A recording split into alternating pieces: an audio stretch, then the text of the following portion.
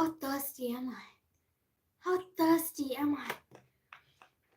How thirsty am I? My stomach is big now because I drank so much of water.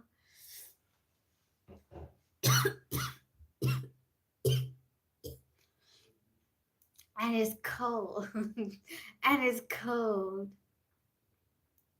And it's cold. And I'm on my period. Ugh. I have to digest it now.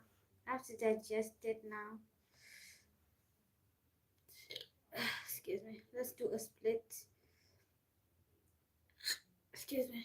Let's do a split. We gotta talk. About serious issues. We have serious issues to talk about today.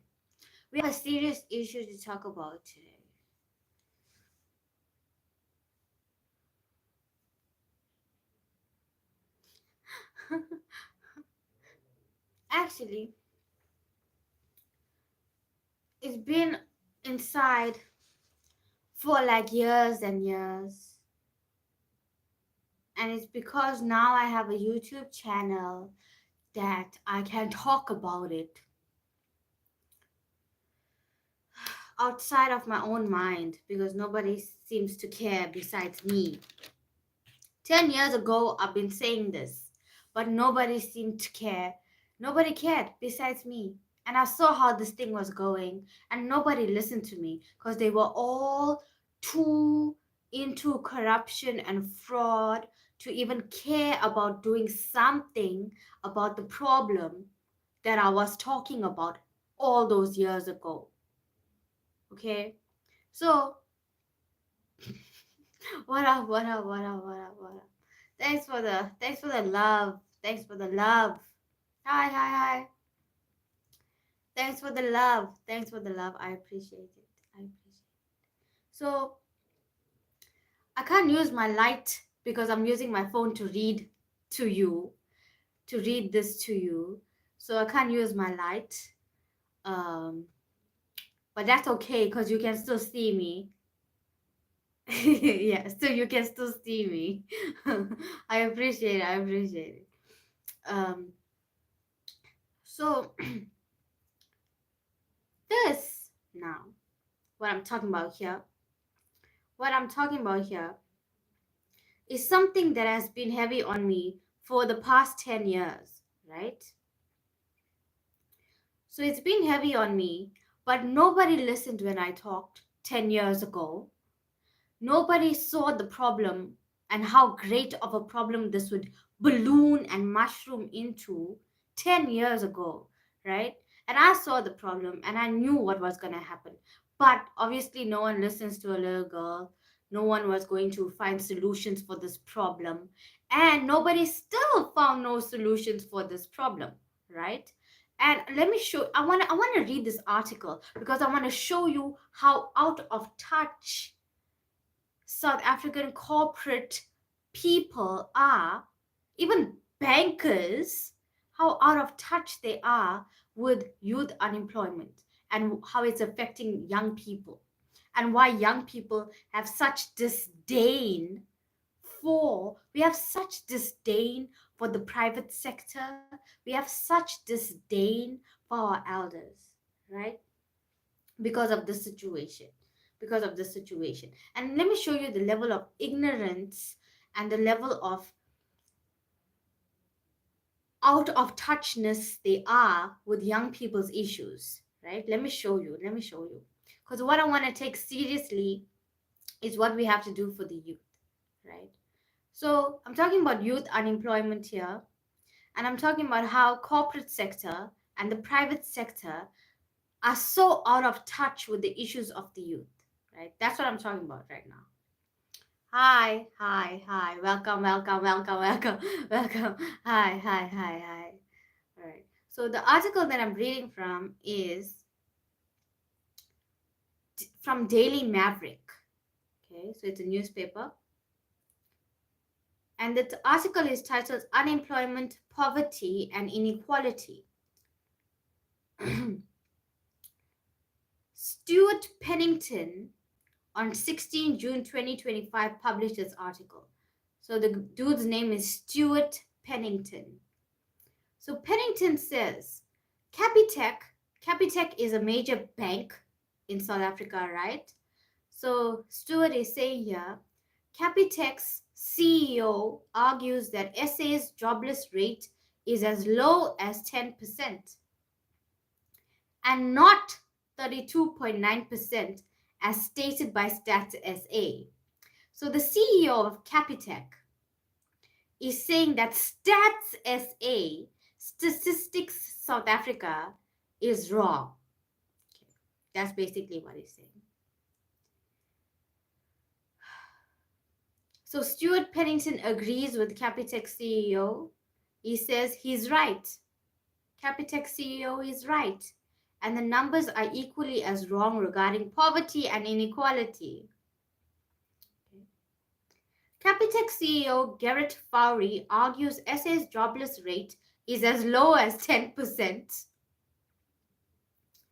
and not 32.9% as stated by Stats SA. Is he right? Stats SA argues their quarterly labor force survey includes the self-employed.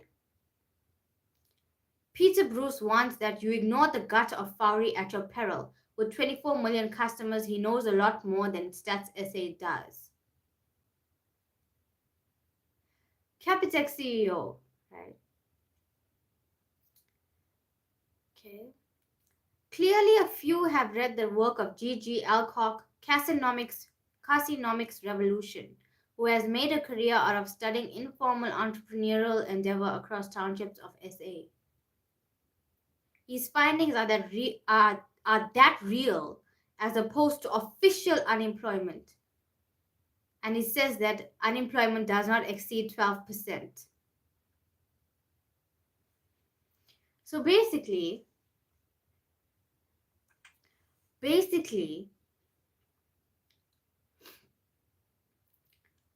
what he's saying here is that he's saying that the youth are operating in the informal economy. That's what he's saying. He's saying that young people are operating successfully in the informal economy because he's looking at the bank situations. But informal doesn't always mean legal, right? So youth are earning money informally. That doesn't always mean legally. Okay.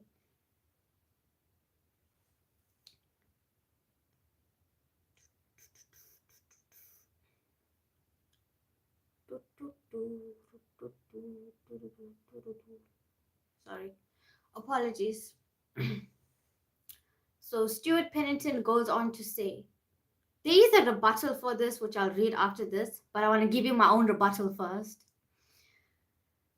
I want to give you my own rebuttal first, right? For 30 years, our unemployment, poverty, and inequality conventional wisdoms trotted out by all and sundry have remained the same. So he says the unemployment rate has never shifted. It's remained the same for 30 years. Okay. SA's unemployment rate is amongst... Hi, hey, welcome. How are you? I'm talking about youth unemployment and how the private sector thinks that this is not a problem. I appreciate it. So he goes on to say, 55% of South Africans live in poverty. He says South Africa is the most unequal society in the world. He says there is no question that over the past 30 years, many of the unemployment, poverty, and inequality numbers have changed significantly, he says. Thank you, I appreciate it. I am going to argue that Fourie is more right than wrong, and the official stats are more wrong than right. So he's saying that the official stats, Statistics SA, he's saying it's wrong because the Capitec CEO, the CEO of a bank, is saying that youth are still earning money in the informal economy. And I was explaining that informal does not mean legal. Informal does not mean legal. You cannot count somebody as employed even if they are hustling, if they're doing something that's totally against the law. So you can't do that. You can't do that. Is doing that, right? So this guy is saying Stuart Pennington is in the world at 32.9%, with youth unemployment at 45.5. Economics revolution has comprehensively researched the size of the informal sector. So he's talking about the informal sector. Informal sector is like people do that so you can grow. You cannot really grow in the informal economy because there's always a chance you can get shut down by the government because you're not a part of the formal economy. And usually in the informal economy, people are doing illegal things to earn a living and to get by, including like scammers and prostitution and people selling drugs and all those kinds of things. That's also included as part of the informal economy. No one wants to be a drug pusher their whole life. Okay, they are hoping to move into the formal economy, right? Nobody wants to sell their bodies their whole life. Okay, they want to move into the formal economy, and that's just not happening. And then he goes on to say, all right, it says spaza shops account for 190 billion rand of fast food sector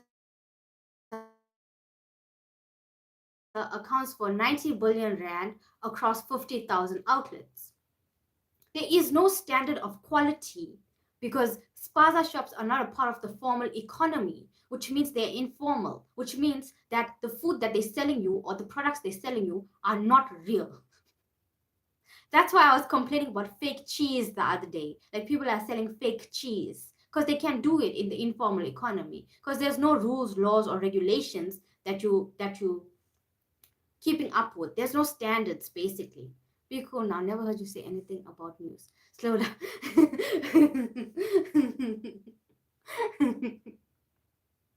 I'm sorry. Yeah. So they taking into consideration that young people are doing economic activity, but it's not formally. So they're not registered businesses. They're just earning money as they get by. And so with spaza shops and fast food sector, there's no quality standards that they have to adhere to, which is why we had so many young kids were just getting food poisoning and stuff because there's no standards. There's no food standards you have to adhere to because you're informal. Okay. And so the quality of food that they're selling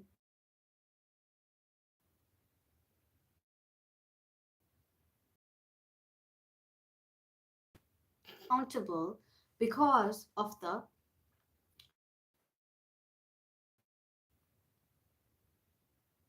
there's no regulations that they're adhering to. Accounts for 10 billion rand annually because everybody is doing makeup. No one is registered. People here sector accounts for 50 billion rand a year across um, 250,000 vehicles. Didn't know you stay.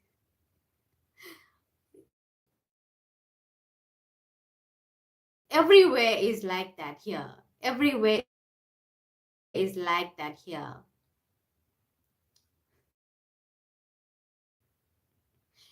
Everywhere, like life is too hard, and of the high youth unemployment rate. So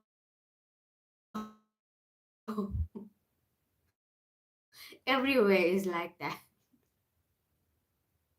Which is why I stay to myself.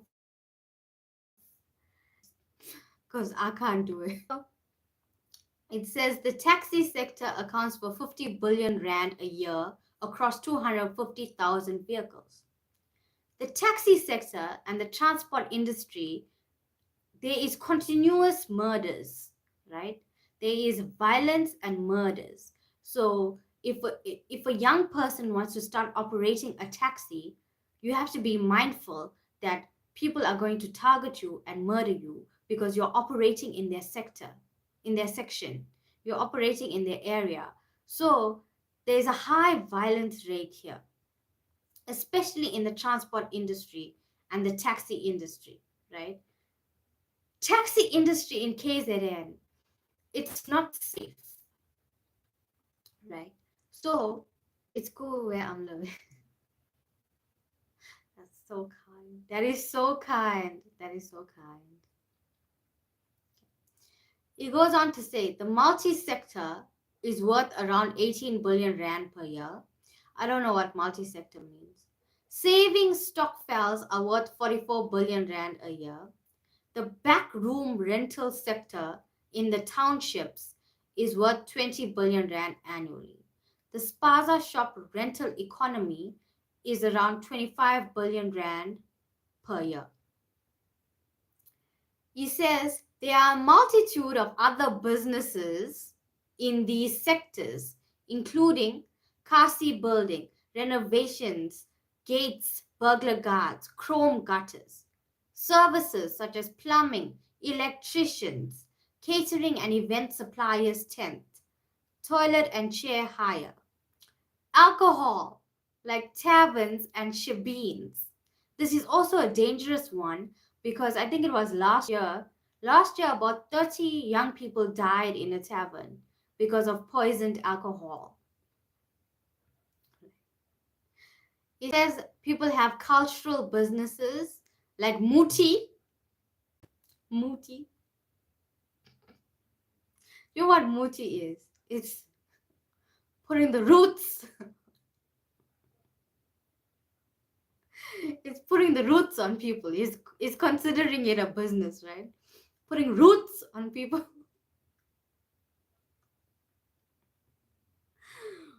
Livestock, sangoma, inyanga, unveilings and funerals. Is considering it a business. Financial business, like stock felts. Okay, that's what he's considering it. Right? Youth unemployment at 45.5%. He says, Mama Puri Kadima of Africa Response Survey writes, to solve South Africa's dismaying youth unemployment challenge, we must end the pervasive narrative that South Africans and young unemployed South Africans are reliant on the government. It's quite simply not true. You cannot rely on the government as a young person because they do nothing for you. Absolutely nothing for you. Okay. As a recent African Response survey has revealed, among the respondents who classified themselves as unemployed and looking for work, 41% are earning up to 15,000 rand a month through income-generating activities such as baking, building, and hairdressing. What this shows is that many of our young people are resilient and inventive about making ends meet. We need to reinforce that and build that confidence so that attitude catches on.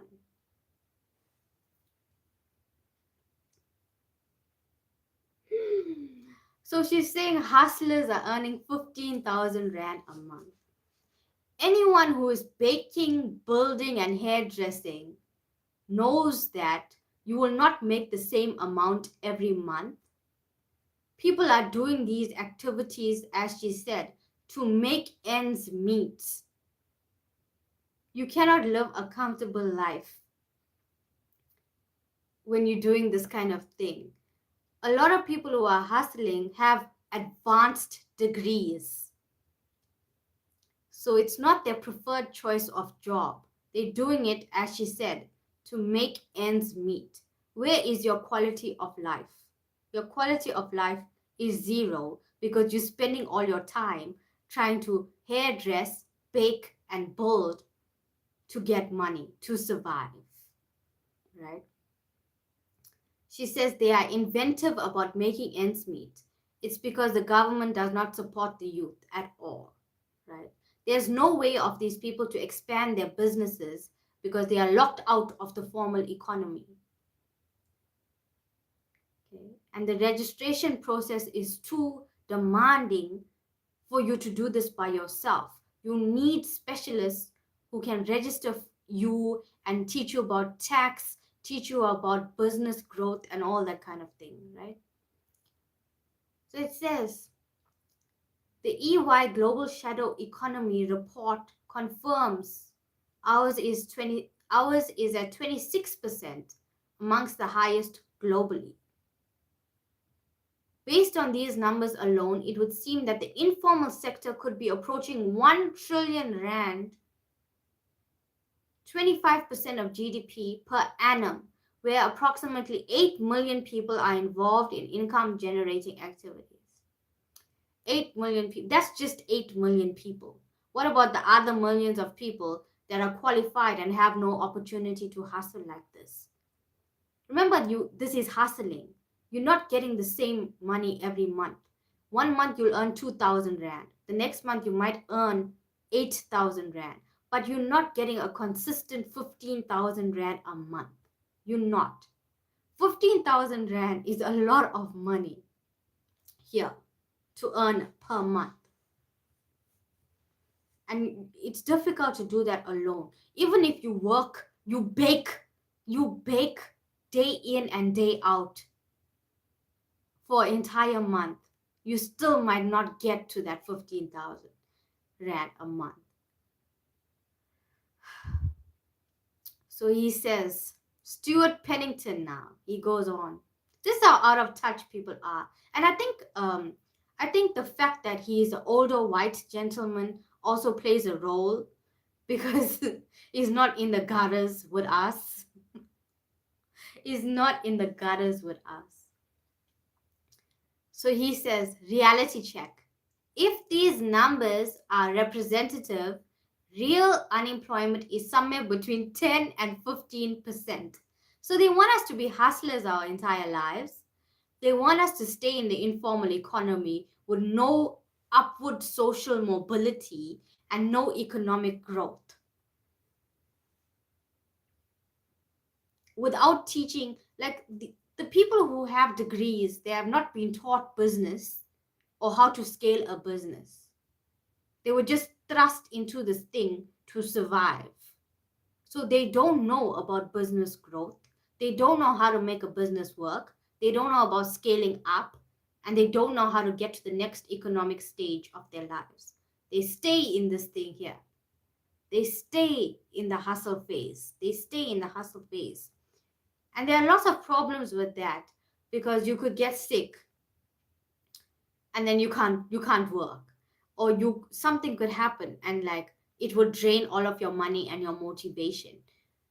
So you see how problematic this is? No economic safety.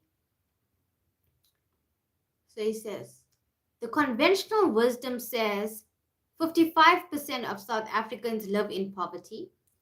And he says there are 3 categories of poverty. He says there's abject poverty. It's defined as a wretched life where people lack education, healthcare, proper clothing, hygiene, access to fresh water and shelter. You're not in a garage. Yeah. So I'm trying to make a distinction of like, he doesn't know what goes on in real life. Because people who are hustling, like, nobody wants to do makeup on the streets. Nobody wants to do hair on the streets. You're forced to do that kind of thing. Okay. And he says, abject poverty also means people don't have enough food for physical and mental health. He goes on to say moderate poverty. He says a measure of being poor. Poor being defined as between a lower bound and upper bound poverty line. Then he says relative he says relative poverty. He says a measure of inequality, what the GINI coefficient sets out to do. So he gives us three categories of poverty here, okay? And he says the World Bank ranks poverty on the basis of income. So in South Africa, he says the national poverty lines are measured as the minimum amount of money to afford basic needs like food and other. The poverty lines, and he gives the categories for it, right? He says, so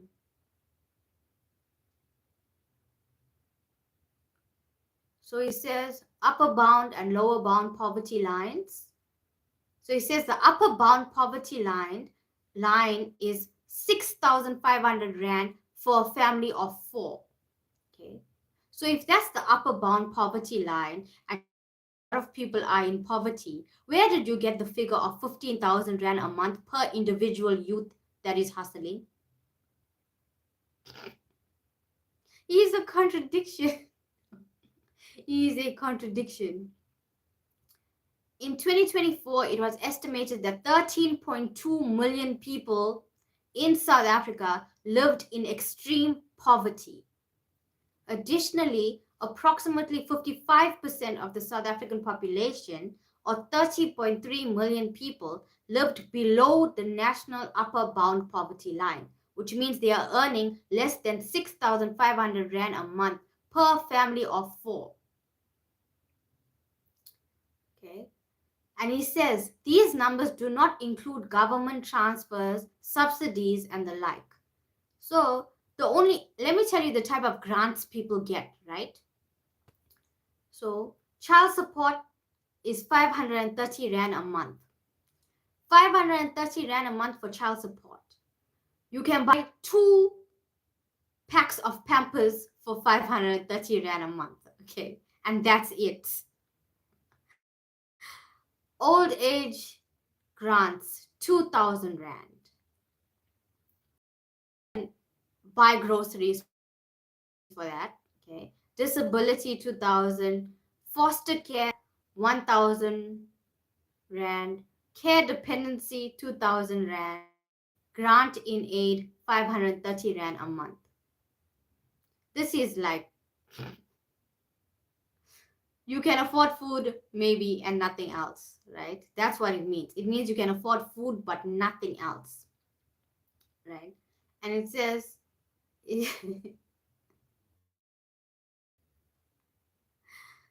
giving us fake figures here, and he's saying he's saying that everybody benefits off of government grants, and that's not true. Young people do not benefit off this, because I told you it's old age, disability, foster care.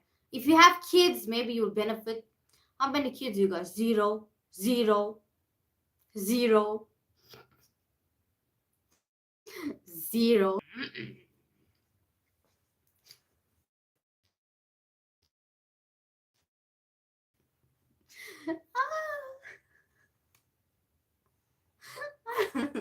Nope, nope. The government is giving 530 Rand per child. I'm reading off here, so that's what I'm talking about. 530 Rand per child. 530 Rand, 2 packs of Pampers.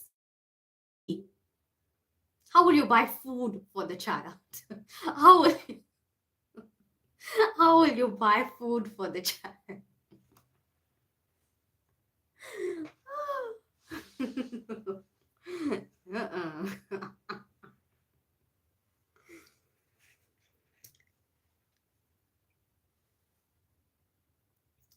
Okay.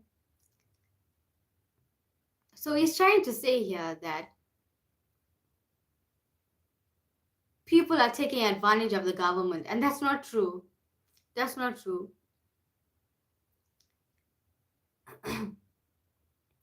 So he says 10% of our population, this is his opinion now, right? He's saying 10% of our population would be defined as living in abject poverty, with 35% living in moderate poverty. He acts like these things are okay. It's not okay for people to live like this. It's really not okay.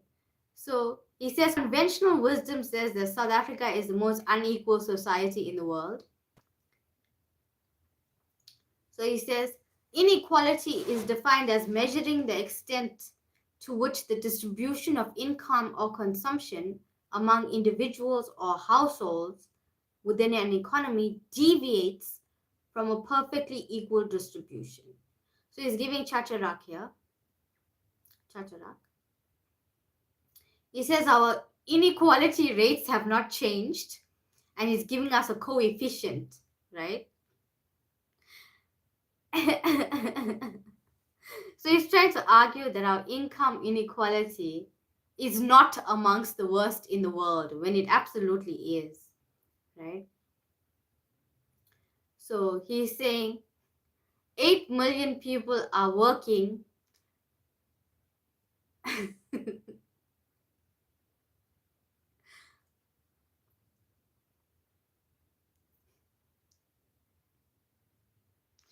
I talked about it before, but I was saying why I will never have a child.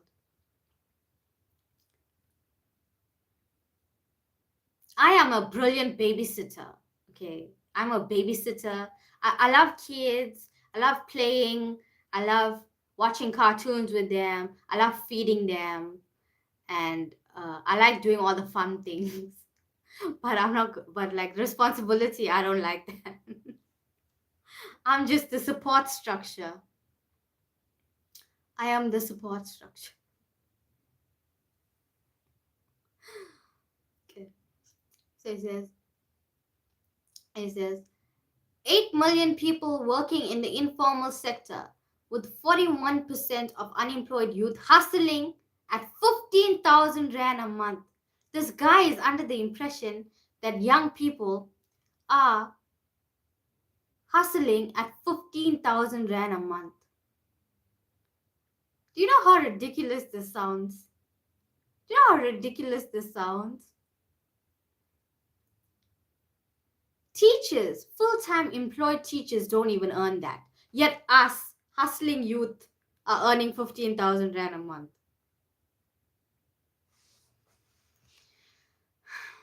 He says government transfers have increased because the ANC is a socialist, they have a socialist core. So they want people to rely on the government. And this just means that more people are having children with reliance on the government. That's what it means. That's what it means.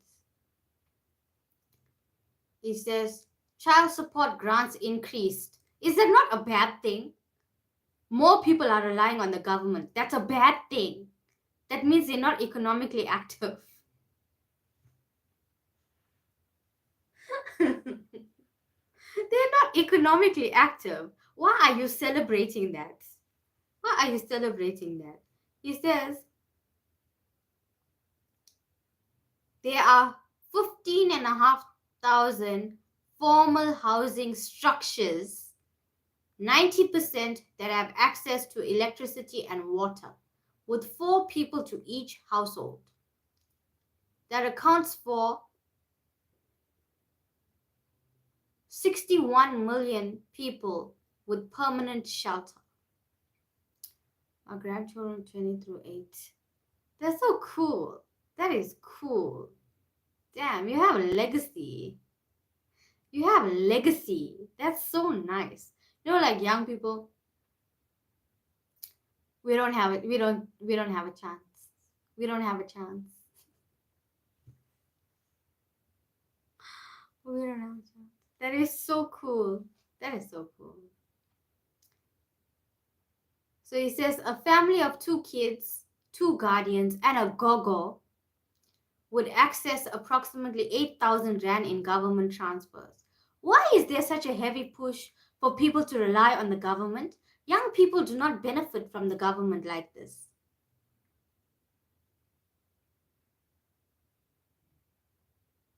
So he says, Stuart Pennington now. So the question is, why are reputable organizations, think tanks, research houses, political parties, NGO, charities, labor unions, and Stats SA constantly reminding us that we are the most unequal society in the world, that poverty remains stubbornly high at 55%, and that unemployment is on the rise? He's denying unemployment is on the rise. He's denying unemployment is on the rise. There are two South Africas. The real South Africa and the South Africa this boy is living in. Okay, so he gives his reasons as to why South Africa is not, why there is a push to call South Africa unequal. He says, I don't know if this is like he was like high, or there's some kind of confusion happening here, or what his agenda is. But this is a whole lot of confusion, and he published it on Daily Maverick.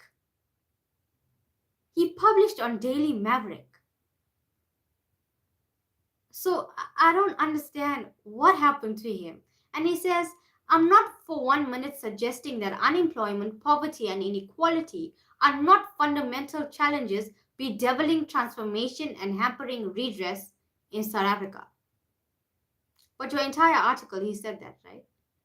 But I am suggesting, just like the Capitec CEO, he's suggesting that the numbers reflect our changing reality, and there has been positive upward movement which the official stats do not represent.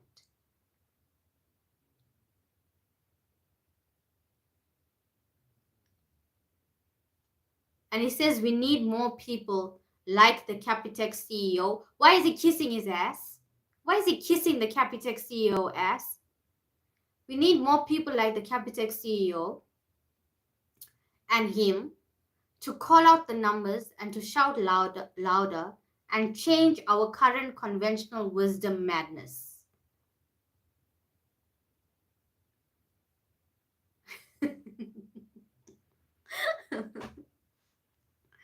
What I want us to take seriously is what we have to do for the youth. What I want us to take seriously is what we have to do for the youth. And this guy, it's like, it's because of people like this that youth unemployment is not taken seriously. Youth unemployment is not taken seriously. Because he said we all hustling. We all hustling. We all earning 15,000 Rand a month.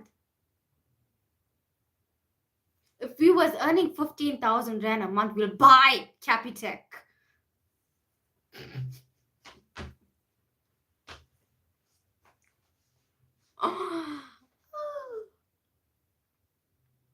This is ridiculous. Anyway, so I gave my rebuttal in between there. Somebody else wrote a rebuttal, but I didn't read it because I want to read it with you. But hopefully this is a more realistic perspective. So the person says the official stats record is wrong, that people are earning 15,000 Rand a month. Unemployed youth are earning 15,000 Rand a month. So he's including people selling drugs, people selling their bodies, people selling fake food, people who do criminal activities, the people who are selling fake alcohol, the people who are selling fake designer bags and designer clothing. He's including all of them because he only sees money coming into their accounts.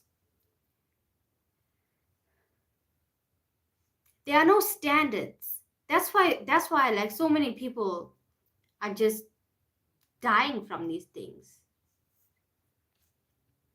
Imagine that. This is so ridiculous. This is so ridiculous. That's why I was like, I have to like talk about it because it's so ridiculous. It is so ridiculous. So let's do anything. So do anything, basically what he's saying. Do anything, do anything, do anything. Do criminal activity so you can earn that money is what he's saying. That's what he's saying. As a young person, you must do this. That's what he's saying. That's what he's saying. Because there's no space for you in the formal economy.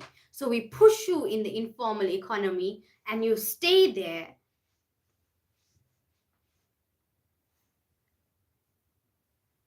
And you do crime. That's what he's saying. That's what he's saying. Why would a country ever force its young people to do crime to stay alive or to earn a living? Why would a country ever force young people to do that? What is the agenda? Because it doesn't benefit them. If we are part of the formal economy, we can pay taxes. We can increase the quality of our services and products.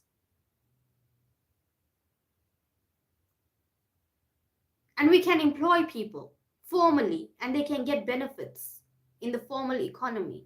But if we stay here,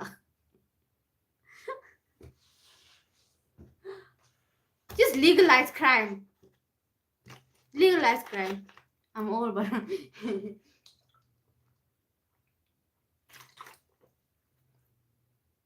if that's the route they want to go, for real.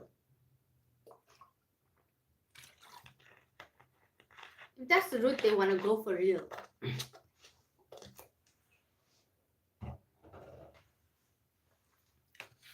Anyway, there was a rebuttal again on Daily Maverick. I know. So on Daily Maverick again, there's a rebuttal to the same article. Hey, what up? What up? What up? What up? What up? What up? So this is by Mandy Pearson.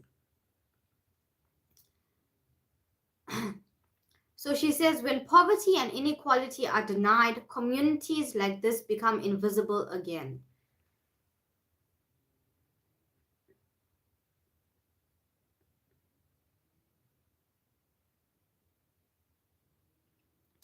That's informal. Hey. I'm okay. I'm on my period. And I'm talking about youth unemployment again. Stop. We're talking about youth unemployment again. And so the article is titled, When Hope Blinds Us to Truth, Poverty and Inequality in SA. So I'm glad Mandy has written this article.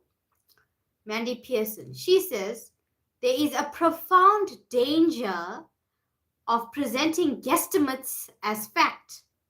So she's talking about Stuart Pennington's article, which I just read you, which he's all messed up. She says, there is a profound danger of presenting too much info.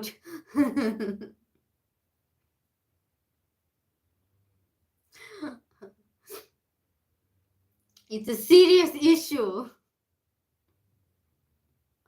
It's a serious issue.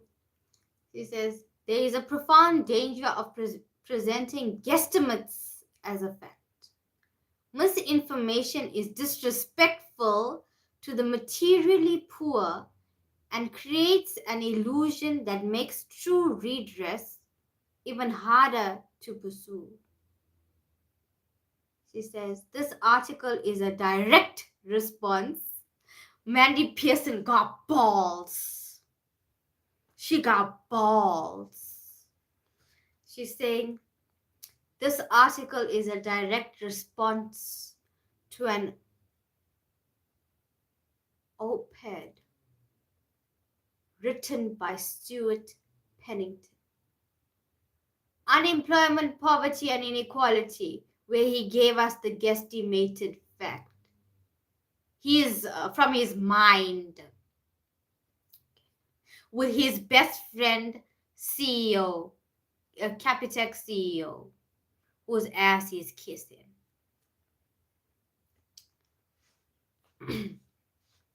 She says, we all thrive on hope. However, well, that's your cat.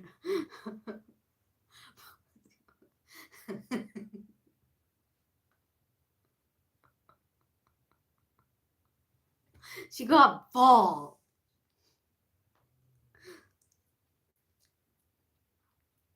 She says, Stuart Pennington's article, drawing on statements by Capitec CEO and informal sector commentator Gigi Alcock, paints a surprisingly rosy picture of South Africa's socio-economic landscape. It suggests that unemployment may be closer to 10% rather than 32.9% reported by the official stats, and that poverty and inequality are simply overstated. She says, see how snarky she is, okay? See how snarky she is. Look at the balls on her. She says, I'll shut up, do your thing.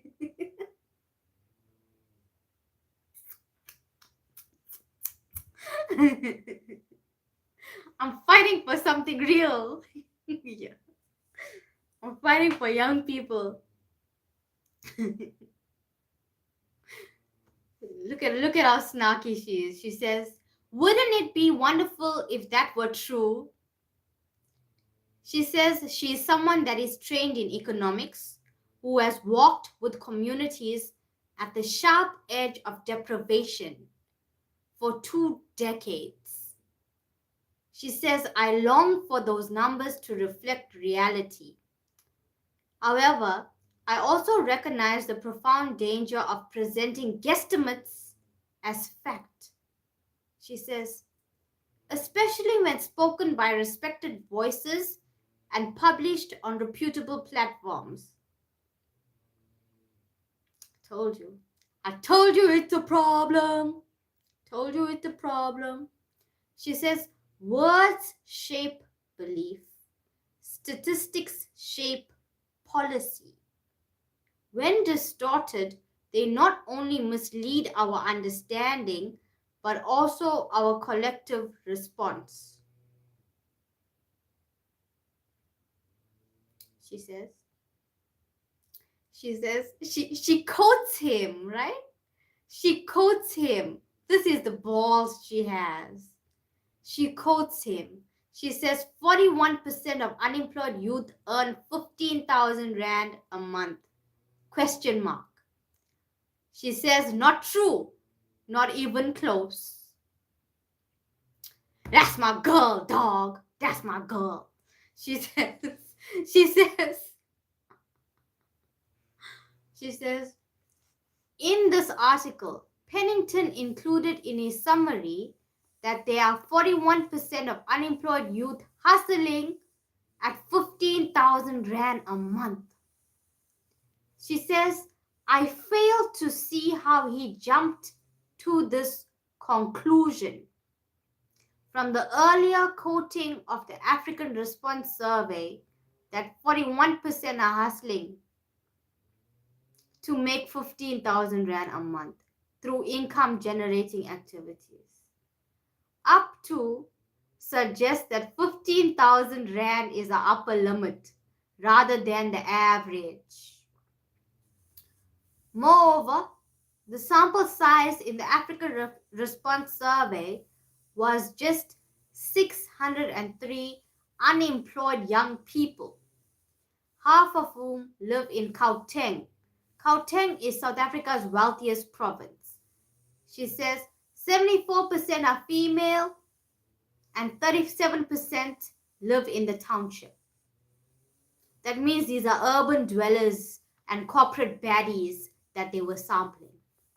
She says extrapolating the findings of this report to represent the income activity of all unemployed youth nationwide is statistically unjustifiable. She's telling him he's talking bullshit. That's what she's saying. And it's true. It's bullshit.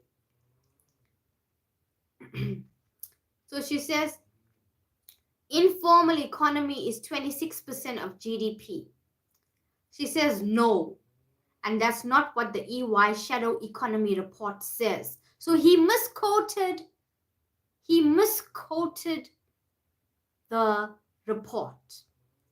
She says Pennington conflates the informal economy with the shadow economy. As defined by EY, the shadow economy includes an illicit, unrecorded, and criminal activity. Told you. Small and large-scale criminal activities, cartels, organized crime, crime branches. That's what it includes. Not just the honest hustle of informal traders. She says, could it be that Capitec CEO has failed to remove such activities in his calculations of the informal sector? I told you. Based on his customer base. The figure Pennington cites for South Africa from the EY report is not only an estimate, but one that EY explicitly cautions against using without further in-depth analysis. The report emphasizes on page 30 that all country estimates are based on econometric modeling applied as the best fit for all the countries in the sample, rather than the individual countries represented. It's irresponsible, she says. It's irresponsible to cite such figures as fact, especially without engaging with the methodological caveats. She says Pennington's GDP figures are incorrect. She says Pennington claims that based on these numbers alone, it would seem that the informal sector could be approaching 1 trillion rand. However, South Africa's nominal GDP in 2024 was 7.3 trillion rand, not the 4 trillion rand he seems to have used to calculate 25%.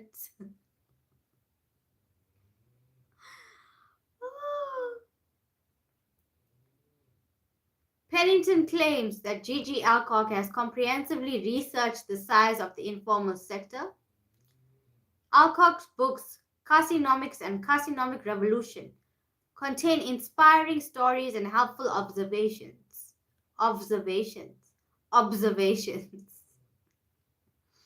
However, they do not constitute rigorous, transparent economic research. Nowhere does Alcock outline how these figures were arrived at. Many of his estimates, for example, that spaza shops generate 190 billion rand annually, or that the informal fast food sector surpasses the formal one. So she's also saying he's extrapolating. She says, in Carcinomic Revolution, Alcock estimates that one successful woman earning 6,000 rand a month from selling sweets at a school can be multiplied to claim 200,000 similar cases nationwide. This is not economic modeling. This is hopeful multiplication. And she talks about KZN. She says, where I work in KZN, those selling at the schools typically turn over about 300 rand to 400 rand a day, with gross margins of 5% to 40% depending on their produce, and net profit for the month seldom exceeds a few hundred rands in total, which is what I thought. The disconnect between Alcock's estimates and my lived experience is vast. It's vast.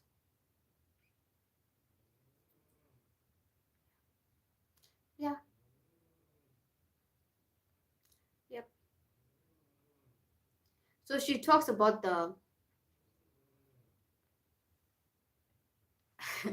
inequality, right? And I'm glad she used lived experience, because Stuart Pennington's extrapolations and his lived reality may be similar, but the rest of us lived realities are not similar at all.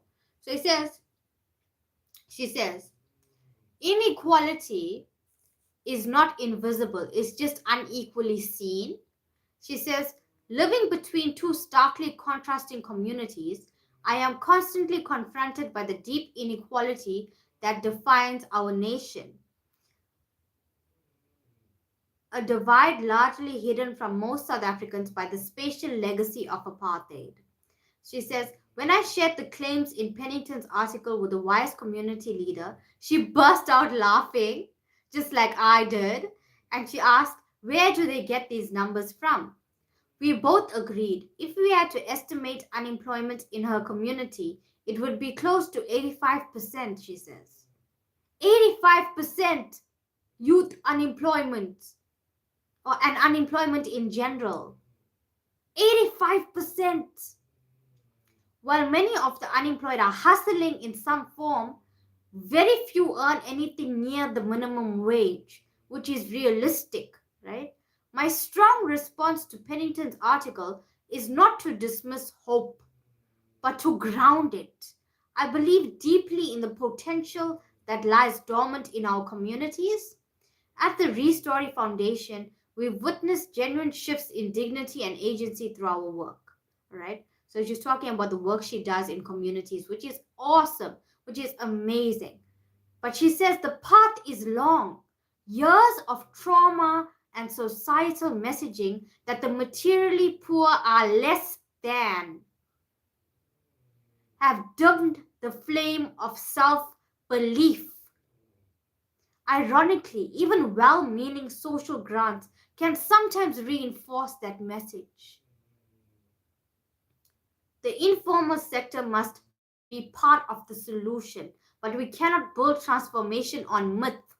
She says we must first understand, then respond to the real economy of the materially poor, which is what I was talking about. Exactly what I was talking about.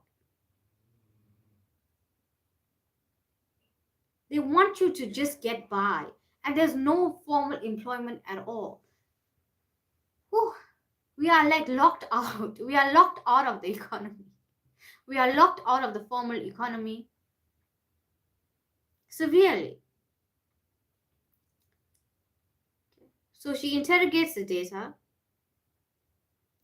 and she says, hope must be built on truth, not illusion, and not these conflated figures that Stuart Pennington gives us. Because it's not true. It's not true, right? She says, let's not use feel-good fiction to distract from the real work of rebuilding South Africa from the margins in.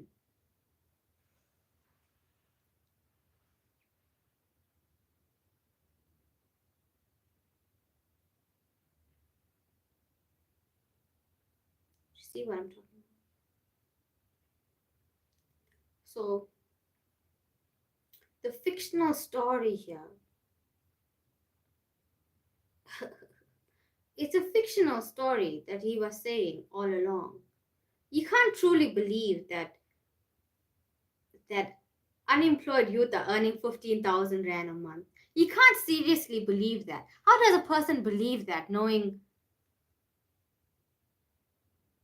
the reality? How?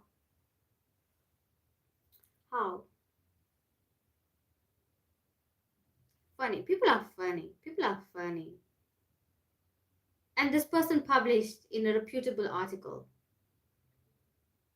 And I'm glad Mandy said something. Because it's so unbelievable. You can't even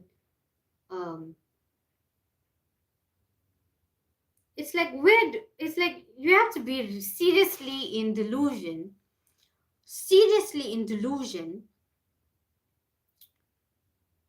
or seriously unaware or completely ignorant of real life of young people, of the real life of young people.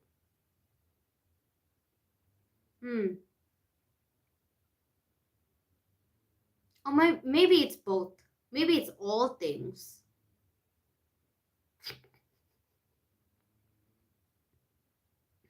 Maybe it's all things.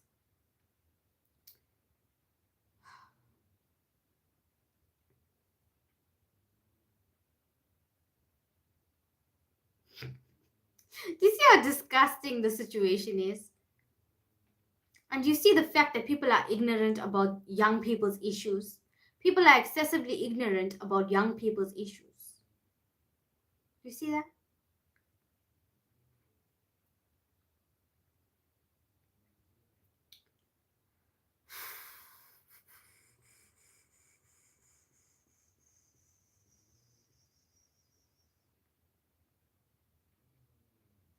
Crazy. I told you they don't care about young people. All I really know is they don't really care about us.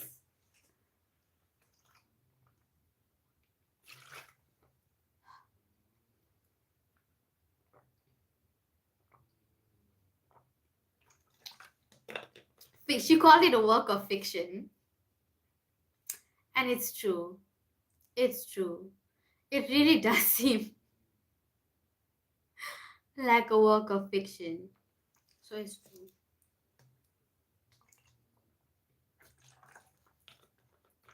I'm gonna lay down because this is stressful and this is stressful. Too many millions of young people are too poor and locked out of the economy. Thanks for the hearts. Thanks for the hearts. Thanks for the hearts. Yeah, I was saying too many young people are too poor, locked out of the economy.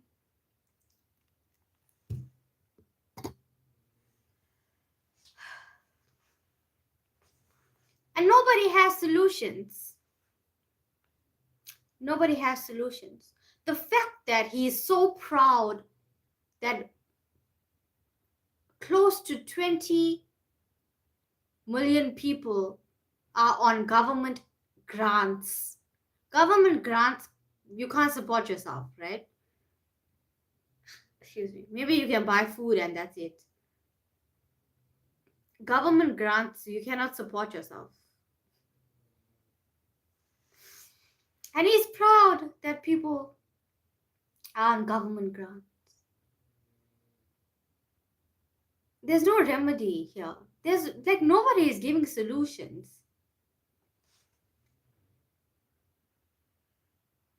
I've never seen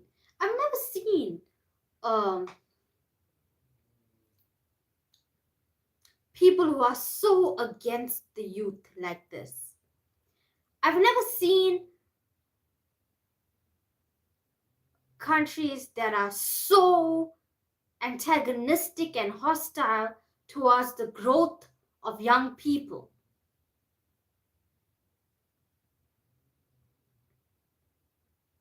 Who keep them at bare minimum. Not even bare minimum, because he described 3 different types of poverty. And he said it's okay if you're moderately poor. He said it. He said it's okay if you're moderately poor. He said it.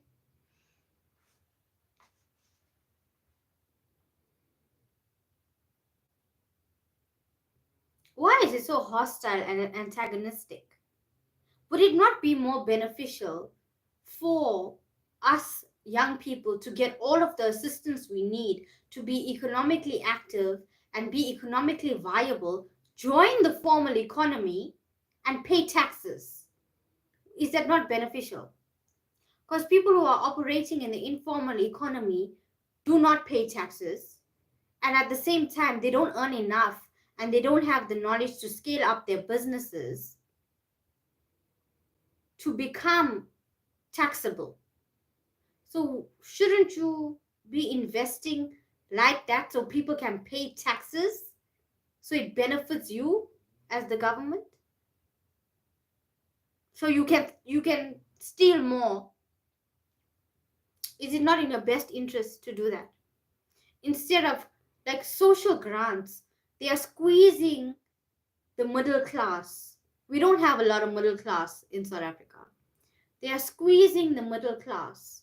They are squeezing the middle class.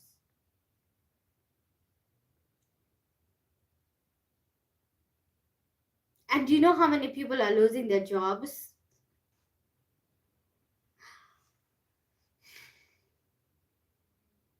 So how can you squeeze them for taxes?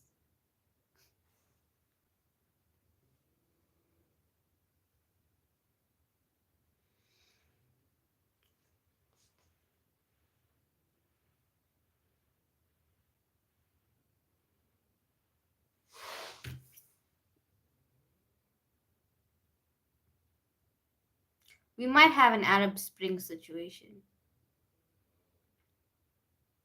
We might have an Arab Spring situation because this can't go on. This is not sustainable at all.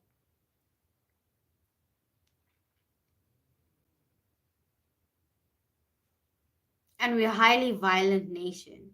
So we might have an Arab Spring situation.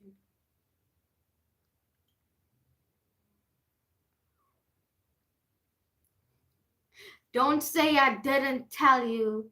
Don't say I didn't warn you. Don't say I didn't tell you.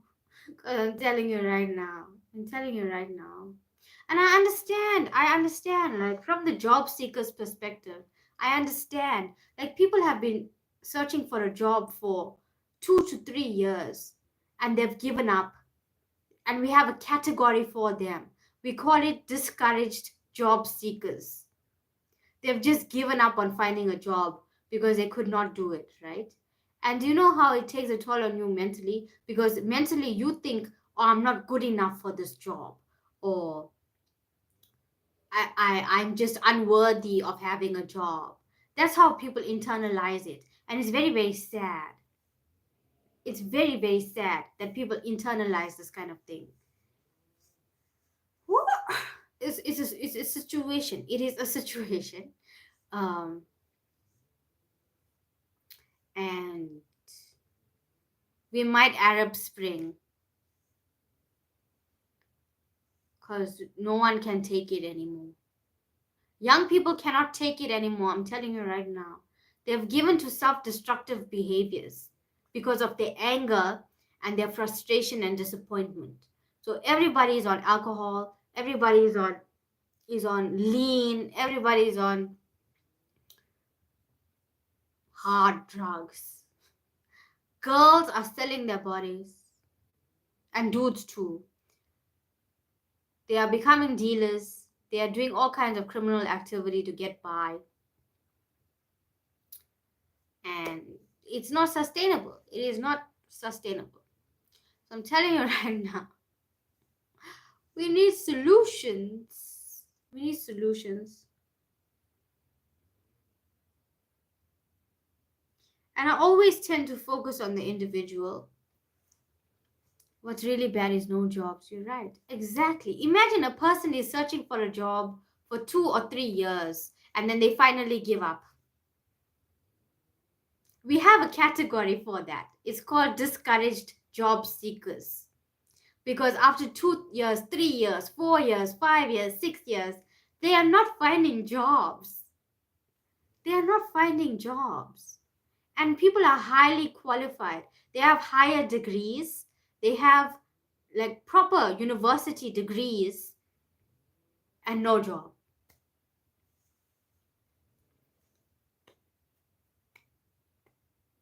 %61 youth unemployment. Have you ever seen that before? 61% youth unemployment. Majority of the youth is unemployed. They're all informally hustling, doing crime to survive.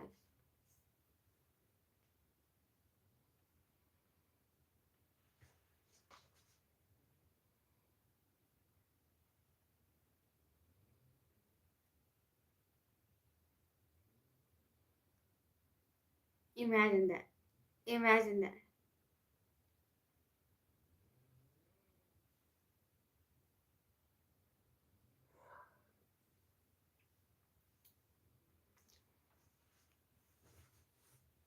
And now they want them to hustle informally. The person is a qualified doctor, a qualified nurse, and they're unemployed. Qualified teachers are unemployed.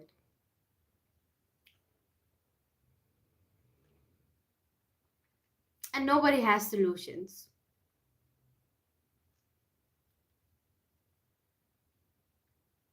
Sure, sure, sure, sure, sure. Sure.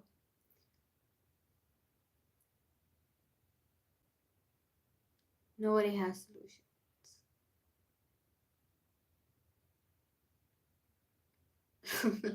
How did they let it get this bad? 61% youth unemployment. How did they let it get this bad?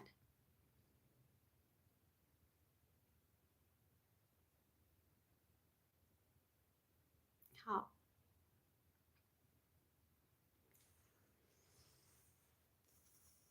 And you know the funny thing I read somewhere like people were making fun of the youth who are unemployed, right? No one chooses to be unemployed. Let me tell you that right now. No young person wants to be unemployed. No young person just rejects jobs for no reason, right? So the funny thing I read was that somebody made a comment and they were like, your 60-year-old mother is going to work, is taking a taxi going to work while you're sleeping in the house because you're unemployed. And they were trying to make fun. I appreciate it. I appreciate it. And they were trying to make fun of young people. And then the young people all responded and they were like, tell the 60-year-old mother to stay in the house. Tell the 60-year-old mother to leave the job so we can go and take a position.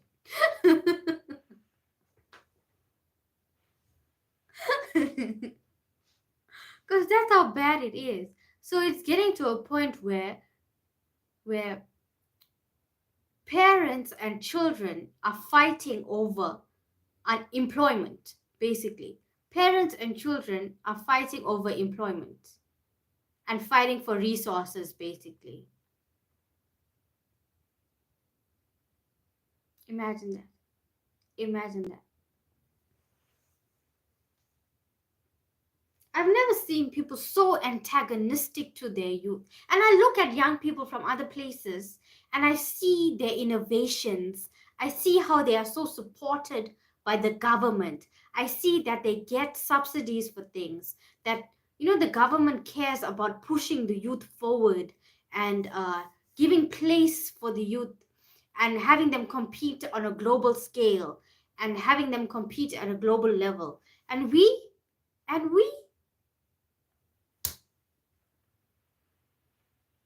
nothingness, nothingness, nothingness. Millions of us, millions of us.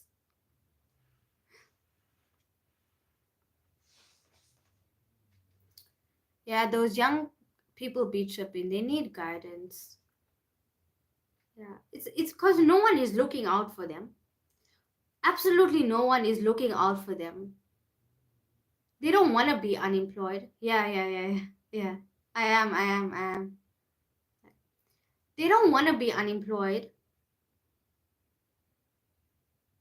They don't want to like the anger and the frustration they feel because they're old enough to have a job and they don't have a job, not of their own fault. They give themselves to these destructive behaviors. And a lot of people are on drugs. A lot of people are given to alcohol. A lot of people are selling their bodies. A lot of people are like, because like, there's nothing. When I say there's nothing, like, I come from the poorest province, right?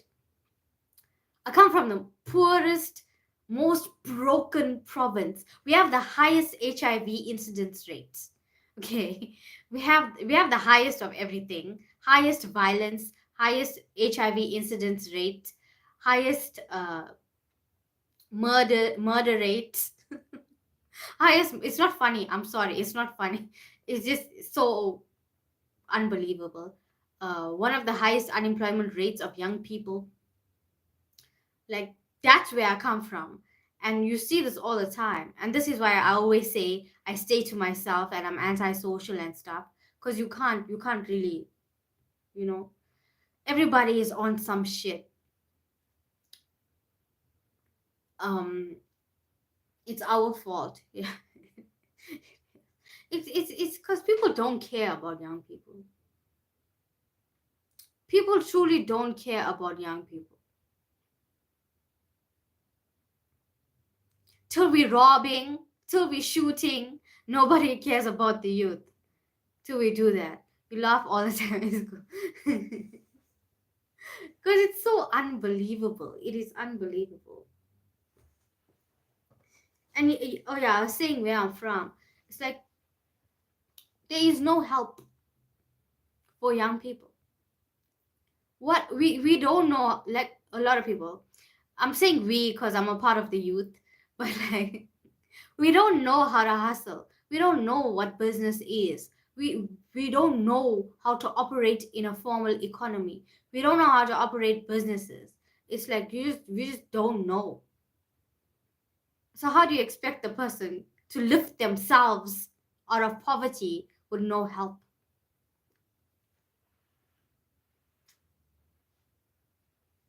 Do you know the states of the schools here? The state of the schools.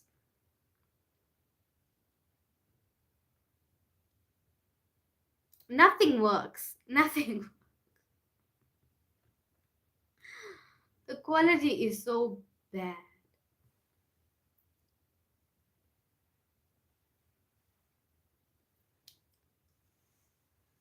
The quality is so bad.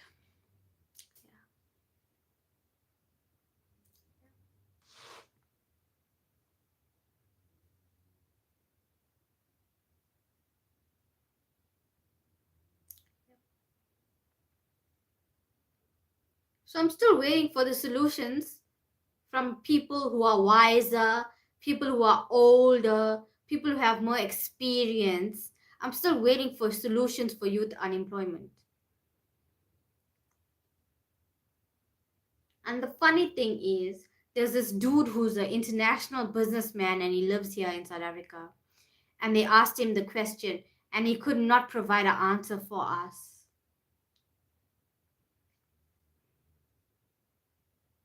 Imagine that. He could not provide an answer for us. No, I was that. I was a card thief. Said my crazy ass. I almost got caught. See, so you see, nobody chooses that for themselves. Very few people choose that as a career. Nobody wants to do that job. Even girls who are selling their bodies and stuff, they don't want to. No one wants to do that job. I don't believe anyone wants to do that job. You're forced. They are forced. They are forced. They are forced. What country are you in? You said it earlier. You said it earlier. You said it earlier.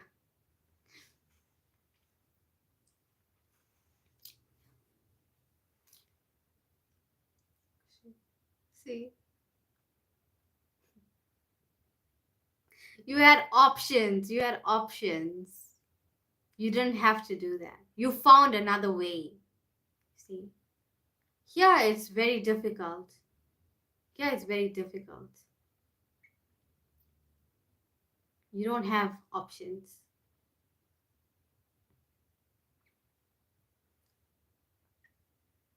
Yeah. So no one has solutions for youth unemployment. And the only solution I can give, I don't like talking about problems and not giving solutions. So the only solution I can give is for the individual, and that's to do the same thing they were talking about: hustling, baking, cooking, selling products. Don't give out your location. It's okay. Nobody is gonna come here. People die before they enter the street. People die before they enter the street. Nobody wants to come here. It's okay. It's okay. It's not funny, but I mean, it's true. It's true. The country is a big place. And I think I said my province. I said my province already. So it's like you don't know where in the province, and it's a big province. So it's like You won't find me. Yeah, it's like I don't know what it is, but maybe like we have a tribalism mindset or something. But like we know if you're not from here, and like even if you're traveling to this place, you're automatically a target, right? The level of scamming is outrageous. So even if you're coming to this place on vacation or to visit, you need to be aware that you are already a target and people are going to try to scam you and rob you and kidnap you and stuff. So you have to be aware and be on guard constantly and not wear jewelry and stuff. Yeah. I am. Yeah. So I don't know why. It's like a tribalistic thing. We know when people are not from here, and then we also have xenophobia.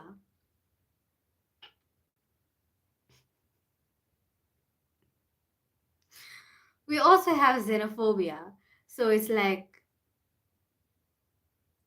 there's zero tolerance for things and zero tolerance for people. So nobody's gonna come.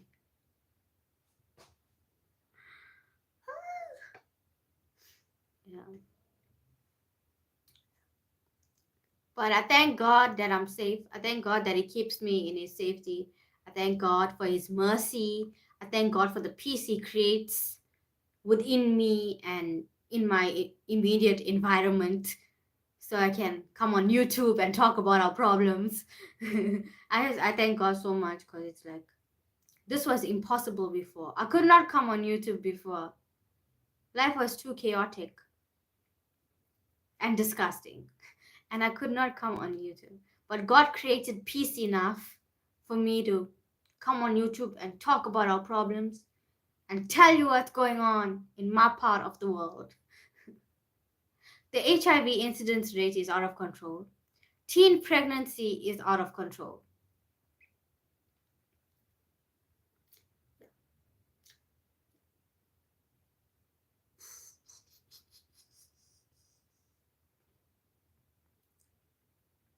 Yeah.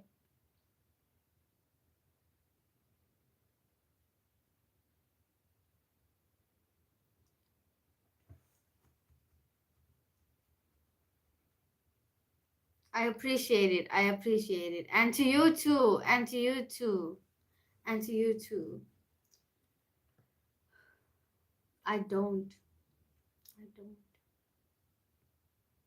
Don't everyone.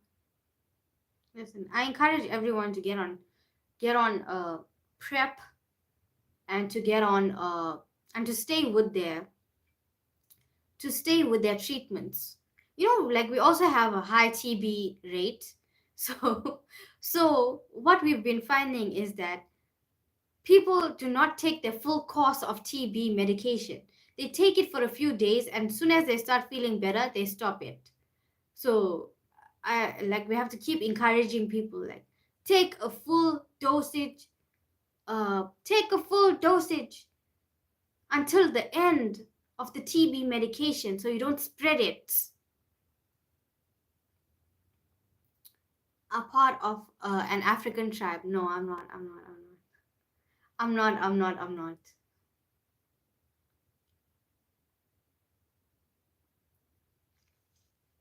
I'm not. I'm not. I'm not. I'm way independent. Like I'm way so independent. Like so I'm not. I'm not. Oregano.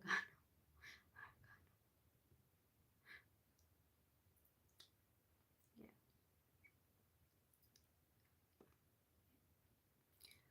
So that's how it is. That's how it is. That's how it is. People's minds are severely warped and severely degraded is not the right word. Like people's minds are severely warped and also damaged because of life life here and because of things that happen to them. and all kinds of disgustingness that life gives here.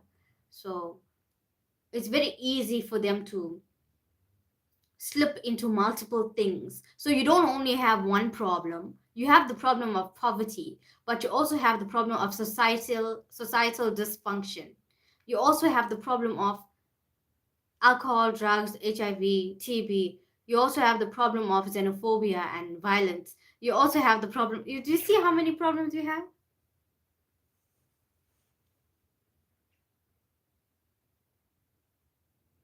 Do you see how many problems you have?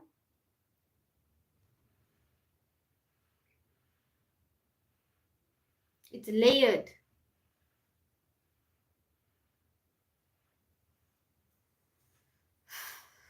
Yeah. Yeah. And the other issue with presenting hustling and businesses as a solution for youth unemployment is that we live in vast poverty, right? So if you start a business, you are selling to the poor. You're selling to the poor. What can you sell to the poor? Things that they already like. The only things you can sell to them is things that they already like. Necessities, they will sacrifice necessities for things that they like. Okay? That's just the mindset of people. You good, sugar darling. Keep staying strong. I appreciate it. I appreciate it. Thanks for answering my question. No problem, no problem, no problem, no problem, no problem, no problem. Poor stuff. Exactly. And things that they already spend their money on. So what we're noticing now too, or what I'm noticing, is that I told you that government gives subsidies to people, right? Child support grants and things, which is meant for the child.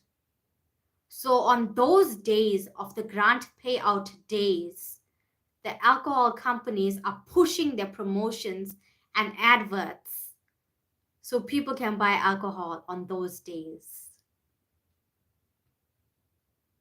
and neglect their necessities.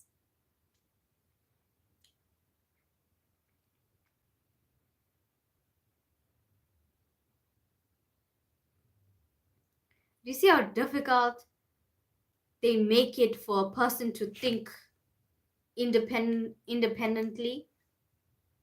See how difficult they make it for people to see that they can get out of this kind of thing, to get out of their addictions, to live a healthy life.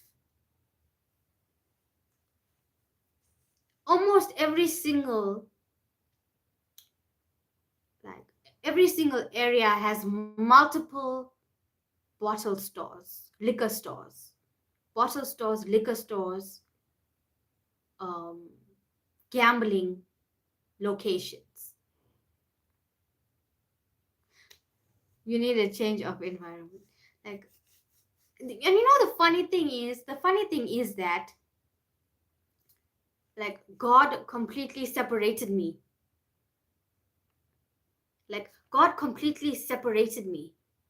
So it's like I'm on the outside looking at what's going on here. So it's like God changed my environment without changing my environment physically, which I am so grateful for. And I didn't think that was possible. But like, oh, God gives me miracles upon miracles. So I can have peace and function in this kind of thing, right? So I'm extremely grateful. I'm extremely grateful. I make my own alcohol. Moonshine? You're making moonshine? Do you get those like craft beer kits? Or you actually make it like moonshine? Or is it craft beer? Love beer and whiskey. Yeah, like, but here is like alcoholic, full on alcoholics. Even young people. Full on alcoholics. There's no sense of righteousness. Excuse me. There's no sense of righteousness and sobriety.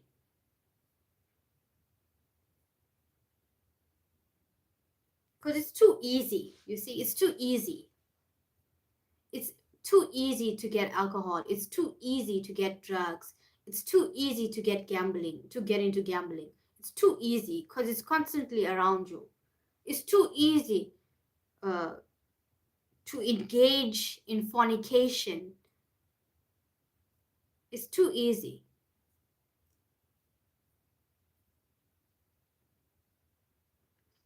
So if you're not intentional, you can easily slip into those things. If you're not intentional about what you're trying to do in life, it's very easy to slip into those things. Yep, no, just a brewery kit. That's so fun. That's so fun. Not going to the store, no. I understand. I'm sure you can make like different flavors and, you know, fun flavors that you like. God protects you. Oh, totally.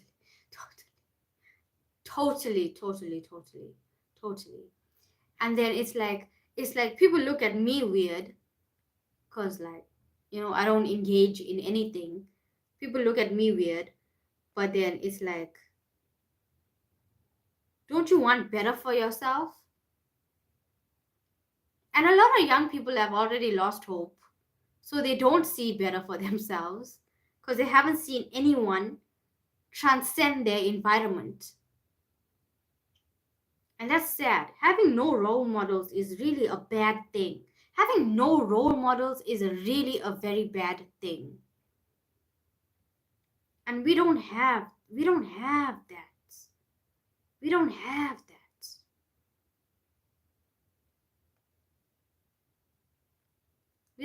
that. And that's why I always talk about Trey Songz. That's why I always talk about Trey Songz. But now it's like, we don't have role models here. We don't. I also used to have a role model here. His name was Hip Hop Pansula, double HP, right? He is the role model.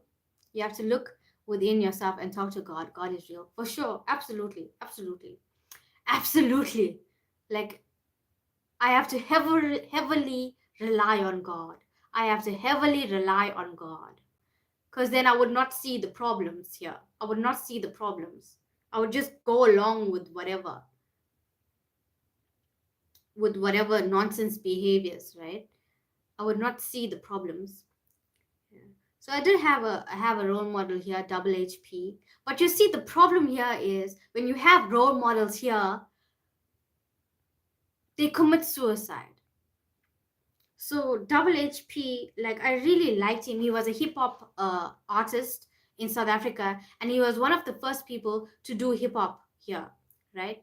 And his name was Hip Hop Pansula, double HP, and he had a song called Music and Lights, and he used to sing like Music and Lights, and it was a really great song, but he committed suicide. And there's so many others that, like, they just die. So it's like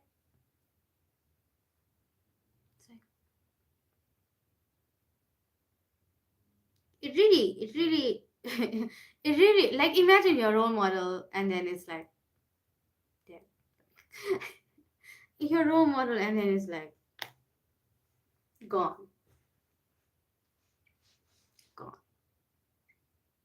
And then we had Ricky Rick. Him too. Ricky Rick, him too. Committed suicide.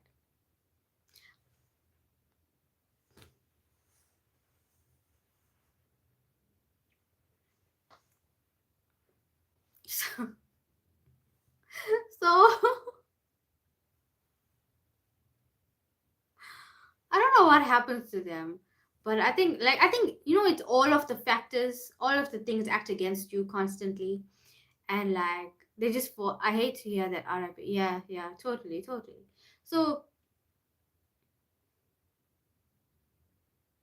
so so it's like, what's the point? What's the point?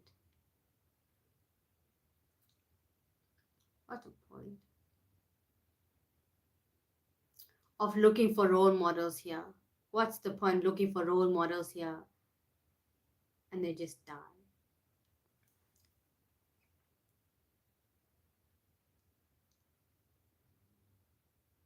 Yep, yep.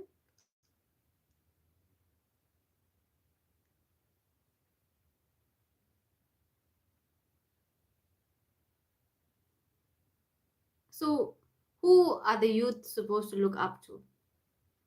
Because the people in the spotlight on the podcast and stuff are girls who are selling their bodies.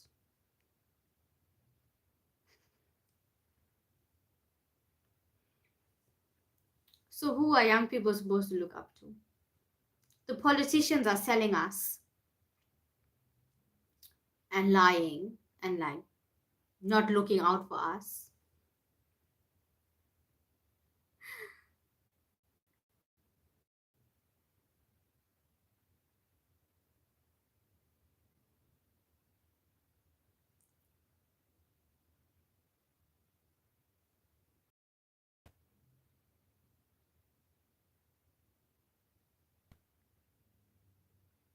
To get greater opportunities, you have to escape your environment. Yeah. Yeah. Makes sense. Makes sense. Makes sense. Makes sense. Makes sense. Makes sense.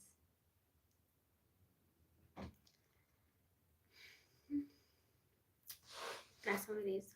I hope I explained the situation.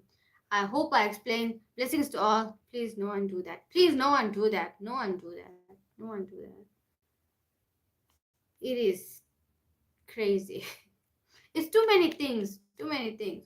But I hope I explained the situation about youth unemployment and how there's no help for youth here, and how we might have an Arab Spring situation because no one can take it anymore. And and hope we find solutions for this problem. I think I'm going to look for solutions and then tell you, because the only solution I can give is hustling individuals, taking it upon themselves to use their skills and talents and present it to the marketplace for monetary rewards. That is the only thing I can tell people. And then start from there. But I think we'll have to look into it more though. We'll have to look into it more because we can't leave the problem as it is. 61% youth unemployment. We can't leave the problem as it is. We have to figure something out for them. Right. Let me go. Thank you. Thank you. Thank you. I appreciate it. I appreciate it. I appreciate it. Thank you. Thank you. I'll be back later because I need to eat my chocolates. But I need to chill. No matter where you're from, we all have struggles. True, true, true. May God be with us all. May God be with us all. Thank you, thank you, thank you, thank you.